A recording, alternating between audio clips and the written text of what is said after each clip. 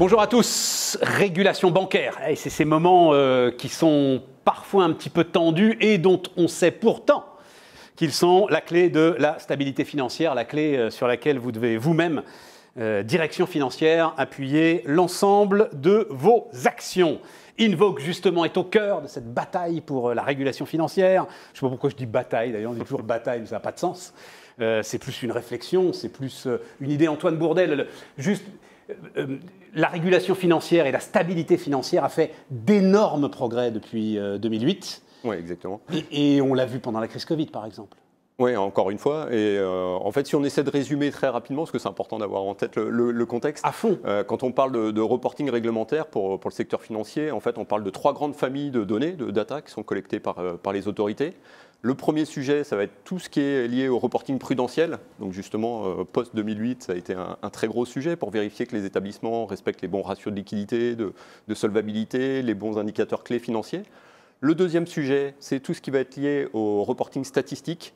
Et dont, dans l'actualité, il y a 2 ans, il y a eu un gros sujet en Europe qui est Anacrédit, donc la collecte de données des crédits de la part des établissements auprès de toutes les entreprises qui sont sous leur domaine de supervision, donc toute l'Europe. Et le troisième sujet, c'est tout ce qui est lié à la résolution. Donc ça aussi, c'est vraiment un sujet de crise. La résolution, c'est collecter les indicateurs pour être capable de prévenir une éventuelle défaillance dans un établissement. Donc les 3 familles, c'est prudentiel, statistique, résolution. Et dans l'actualité, autour de ces 3 sujets, il y a la décision de la Commission européenne et la mise à jour de sa stratégie en matière de collecte de données l'année dernière, et qui vise finalement une stratégie autour de 4 objectifs. Le premier, c'est de moderniser le système de collecte européen. Le deuxième, c'est de disposer de données plus fiables et partageables entre les autorités. Le troisième, celui-là il est important également, c'est de gérer ce sujet au niveau européen, mais également au niveau national. Et le quatrième point, critique pour les banques, c'est une volonté d'essayer de réduire la charge de reporting au sein des établissements. Alors Stéphane, parce qu'il y a, et ça aussi, enfin vous le savez, on peut le préciser quand même, il y a 2 grandes familles, on va dire. Il y a les grandes banques systémiques, enfin dites systémiques, qui ont un poids de reporting absolument phénoménal, de compliance, etc. Et puis il y a effectivement des établissements bancaires qui ne sont pas systémiques. Et en l'occurrence, Stéphane Leblevec, tu représentes Rothschild & Co. Juste un mot Rothschild & Co. Situé Rothschild & Co. dans la galaxie Rothschild, qui est quand même un petit peu compliqué à saisir. Rothschild & Co. Donc nous, notre établissement, on a 3 métiers, notamment le M&A, le conseil en financement, le private equity. Et puis, banque privée asset management. On est la branche qui a été recréée par David de Rothschild et qui est un mariage avec le groupe anglais, on va dire. Sur les métiers bancaires qui sont un peu machine à cash d'ailleurs en ce moment quand même. Actuellement, c'est vrai que jusqu'à présent, c'était très bien. Maintenant, on est un peu devant l'inconnu. Ça a eu payé, comme disait Fernand Reynaud. Ouh là là, ça ne nous rajeunit pas. Comment est-ce que ça retombe, tout ce que vient de décrire Antoine, comment est-ce que ça retombe sur une banque comme Rothschild & Co. Qu'est-ce que ça te crée comme problème? Que les établissements systémiques avaient une charge de reporting très très importante, nous également. Parce que l'objectif de la réglementation... Je ne vais pas dire de bêtises, mais je crois que c'est 60% à peu près du temps et des effectifs d'une banque comme Société Générale. C'est le reporting et la compliance. Je pense que... je crois que la fonction compliance, c'est quelque chose. Après, la fonction reporting financier, c'est quelque chose de très particulier qui est adressé par la direction financière. Mais c'est évidemment, pour des établissements comme les nôtres, on a été touchés de plein fouet par la réglementation européenne. Et donc, on a dû se mettre à investir beaucoup dans l'informatique, dans l'automatisation de la production de ces données de reporting. Ensuite, la chose importante que notait Antoine, c'est qu'on commence à avoir le développement de données de reporting très granulaires avec énormément de données. Et là, pour des fonctions comme les nôtres, ça crée des nouveaux besoins. Alors vas-y, par exemple. Par exemple, on a développé une fonction de gestion de qualité de données, un data quality management, à partir de mon équipe.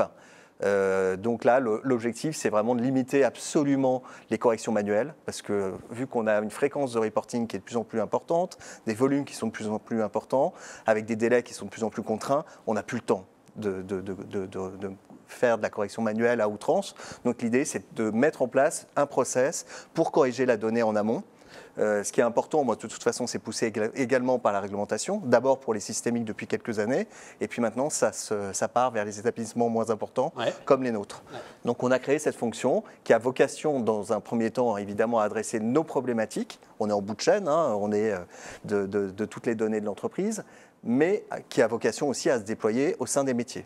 Et pour les gens de mon équipe, ça nous a changé un peu notre profil aussi. On doit discuter de plus en plus avec les métiers, être très Pourquoi proche. Discuter avec les métiers? Parce qu'on va traiter leurs données. C'est eux qui sont, c'est les métiers qui sont au front. Et, et toi, il faut que tu en comprennes la pertinence, en fait, c'est ça? Exactement. Parce que lorsqu'on va envoyer de la donnée très granulaire au superviseur, si ça revient avec beaucoup d'anomalies, eh il faudra qu'on se retourne vers le métier pour lui demander de corriger. Ouais. Et donc l'idée, c'est de mettre en place ce process pour que ça devienne fluide depuis l'amont jusqu'au superviseur. Alors pardon, hein, peut-être tu n'as pas la réponse, hein, mais tu as une idée du volume, enfin, de l'accroissement, c'est quoi? C'est 10, 20, 30, 40% de données supplémentaires tous les ans Non, on a eu un grand schisme avec CRR, mais on a fait fois peut-être 10 ou 20 en termes de production de reporting. Sur quoi, sur 2-3 ans, c'est ça le truc? Oui, sur 2-3 ans de mise en place. Et ça continue. Anacredit est arrivé plus tard, ça continue à se développer. C'est pour ça que ce dont Antoine parlait, qui est la volonté de simplifier, c'est une nécessité, parce que même côté superviseur, je pense qu'ils ont du mal à s'en sortir avec toutes ces données. Et on est à l'aube d'aller vers encore plus de collecte, parce que finalement, la déclinaison et les 2 initiatives européennes pour mettre en place la stratégie de la Commission, c'est une première initiative qui s'appelle ARF. Donc ARF, c'est porté par la Banque Centrale Européenne. C'est l'harmonisation de tous les reportings statistiques qui existent, en allant chercher de la donnée beaucoup plus granulaire, parce que les statisticiens ont besoin de data. Donc l'objectif, c'est d'aller chercher de l'information très détaillée. Et la deuxième initiative... Et ça, c'est pourquoi? C'est pour un pilotage finalement plus fin de la part de la Banque centrale, de la situation réelle de l'économie de la zone euro, des choses comme ça? De toute façon, c'est pour avoir l'ensemble des informations et des analyses statistiques menées par la Banque centrale européenne. Donc cette donnée-là, ils en ont besoin. Et la promesse, c'est de dire on va collecter de manière très détaillée, comme ça on ne vous embête plus à agréger et à présenter des reportings. Donc ça, c'est la promesse. L'horizon là-dessus, il est à 2027 pour les premières collectes en Europe. Et puis, il y a une deuxième initiative encore plus large, portée par l'autorité bancaire européenne, qui vise à harmoniser non seulement le statistique, mais aussi le prudentiel et les données de résolution, tout ça dans un même paquet d'informations qui doivent être préparées par les banques. Et l'impact, du coup, il est énorme. Ça veut dire qu'en termes de compréhension de ce qui nous arrive demain, il faut bien comprendre quelle va être la granularité des données attendues. Donc, statistique, voilà, on a compris, c'est très détaillé. Le prudentiel, il y aura quand même des indicateurs à produire, mais il faut que ça soit lié à ce qu'on a envoyé côté statistique. Donc, il y a un enjeu de cohérence des données hyper important. Et puis, le deuxième objectif, c'est comment on va structurer tout le dictionnaire de données qui va porter ça au sein du système d'information pour être capable de ne pas redéfinir 3 fois la même information, finalement. Non, je pensais à un truc, c'est... ça fait quand même de sacrées barrières à l'entrée. Hein. Enfin, juste, voilà, je refais une parenthèse, mais sûr. Se lancer aujourd'hui en Europe dans l'activité bancaire, enfin bon, les fintech tentent le coup, etc. et tout, mais on voit les difficultés qu'elles ont. C'est quand même de sacrées barrières. Moi, je sais, enfin, moi, je fais partie d'un groupe qui est quand même, on est un des plus importants en termes de moins importants. Ouais, donc, on s'est donné les moyens d'investissement. Mais je sais que je suis très, interrogatif sur les toutes petites banques qui persistent à exister. Je me demande comment elles peuvent résister à cette pression. Et tu veux donner à tes clients la possibilité d'anticiper, parce que ta conviction, c'est que c'est pas terminé, enfin, loin de là. C'est pas terminé, et puis surtout... Comment est-ce qu'on peut anticiper justement sur la régulation bancaire, puisque c'est une des forces d'Invoke? Oui, complètement. Ça, c'est un point clé, de toute façon, quand on parle reporting réglementaire, c'est anticipation et pédagogie. Donc pour l'anticipation, déjà, de notre côté, on a besoin de l'anticiper. Donc les équipes, elles sont dans les groupes de travail européens, autour des autorités et des établissements. Mais, et du coup, dans cette anticipation, il faut qu'on dessine dès aujourd'hui les solutions de 2027. Donc il faut préparer cette techno qui doit être là en temps et en heure. Et surtout, l'aspect pédagogique qui est hyper important, c'est qu'une fois qu'on a digéré ça, il faut le partager avec les clients parce qu'il faut être capable de préparer le système d'information de demain, de bien comprendre pourquoi il doit bouger et à quel endroit. Et ça, sans faire un gros Big Bang qui va tout révolutionner en 2027 du jour au lendemain, mais en tenant compte aussi de la réalité opérationnelle. Et c'est pour ça que le dialogue avec le client est important, parce que très souvent, les équipes, elles sont absorbées par la réalité quotidienne, mais il faut avoir ce temps-là aussi de se projeter sur l'avenir. Stéphane ? Je confirme. C'est vraiment, pour nous, c'est crucial d'être accompagné par un acteur comme Invoke. Depuis des années, on travaille avec eux. C'est plus, on est plus sur du partenariat, j'ai envie de dire, parce que les enjeux sont tellement importants. Alors évidemment, il y a les enjeux de production quotidien, de tous les reportings qu'on envoie. Et là, on a une solution qui est vraiment parfaite, avec un support qui est excellent. Mais je ne vais pas trop faire de publicité pour Invoke, c'est pas l'objet. Mais en tout cas, on est satisfait et extrêmement satisfait de la solution. Mais le plus important, c'est ce dont parlait Antoine, c'est de nous donner de la visibilité. Parce que là, on est face à des chantiers qui sont très importants. Si on doit produire, moi je pense qu'à terme on parle de données granulaires, hein. Ce que je pressens, c'est qu'on va devoir envoyer tout notre bilan détaillé. En permanence ? Quasiment, ouais. En photo à minima tous les trimestres, mais ouais. Sur les liquidités c'est le mensuel, nos rythmes, donc potentiellement ça va être ça l'enjeu.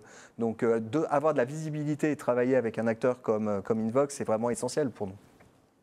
Après, comme tu le dis, juste une petite incise, mais je me demande... Les régulateurs qui se prennent, donc Rothschild puissance 100 avec l'ensemble des banques de la zone euro, tu te demandes à un moment s'ils ont les moyens d'analyse quand même eux-mêmes. Alors, et c'est d'ailleurs une des forces d'Invoke, c'est que vous travaillez aussi avec les régulateurs. Ouais, la plateforme, elle est installée chez les banques et chez les régulateurs. Oui, ça c'est vrai que c'est une des caractéristiques, c'est qu'on travaille des deux côtés de la barrière finalement, entre les datas qui sont envoyées. Et l'enjeu, il est le même au niveau des autorités nationales et même européennes. Être capable de mettre en place les systèmes qui vont collecter ces volumes et qui les analysent, ça aussi, ce sont des projets importants qui démarrent et qui sont... Ça fait quelques années que les superviseurs mettent l'accent sur la qualité de données. C'est un de leurs enjeux, leur priorité de supervision. Mais bien sûr. Donc, il faut qu'ils se mettent à corriger, à renvoyer, etc. Exactement. Tout ce que tu viens de décrire, c'est injouable. Dernier point quand même, le temps réel, la rapidité de réaction s'il y a un problème. Ça reste évidemment très très important, ça aussi. On est quand même sur... la banque, et la banque c'est au jour le jour, l'établissement de la liquidité. Oui, tout à fait. Donc là une fois de plus, pour nous, c'est vraiment très important d'avoir un acteur qui nous offre un support quand on a un problème, d'essayer de comprendre d'où ça vient, d'où vient le problème de contrôle, d'où vient la qualité de données pour pouvoir cibler le plus rapidement possible et puis être en mesure de renvoyer dans les temps à moindre coût. Les évolutions réglementaires, on les subit de toute façon tous ensemble, y compris les autorités. Oui, mais en plus, il faut que tout ça se fasse très vite, il faut que tout ça se fasse en temps réel. C'est ça, et du coup, côté éditeur logiciel, ce qu'on peut faire, nous, c'est compresser au maximum le temps entre le moment où la réglementation bouge et est publiée officiellement et le moment où le logiciel est prêt. Donc voilà, notre rôle, c'est ça, et puis en plus d'expliquer en amont aux clients qu'est-ce qui a bougé pour qu'ils puissent anticiper. Mais c'est ce qu'on cherche à faire au quotidien. À l'arrivée, je le répète, on a quand même eu... une des crises les plus invraisemblables de l'histoire moderne avec le Covid, et le système bancaire et le système financier a été solide, a été un socle. Et on le doit sans doute aussi à la qualité de la régulation et au fait que chacun savait qu'il n'y avait pas à s'inquiéter pour la solidité des banques. Oui, et puis du coup, ça a été monitoré très rapidement, parce que des reportings Covid sont tombés dans les semaines qui ont suivi, ils étaient en place dans les établissements en quelques semaines. C'est vrai que ça a été... Vous avez les concurrents, Antoine, parce que c'est tellement... Ce métier me paraît tellement complexe qu'il y a des gars qui se lancent sur... on ne fait pas ça tout seul. Vous ne faites pas ça tout seul. C'est un peu challengé, alors. Qui aiment ce jeu. Qui aiment ce jeu. Qui s'en passionnent également. On a tout dit, Stéphane ? Nickel. En tout cas, c'était passionnant. Antoine Bourdet, donc directeur du pôle régulatory d'Invoke, et Stéphane Leblévec pour Rothschild & Co. Merci de nous avoir suivis. Tous nos programmes, ils sont à votre disposition sur la plateforme Future of Finance.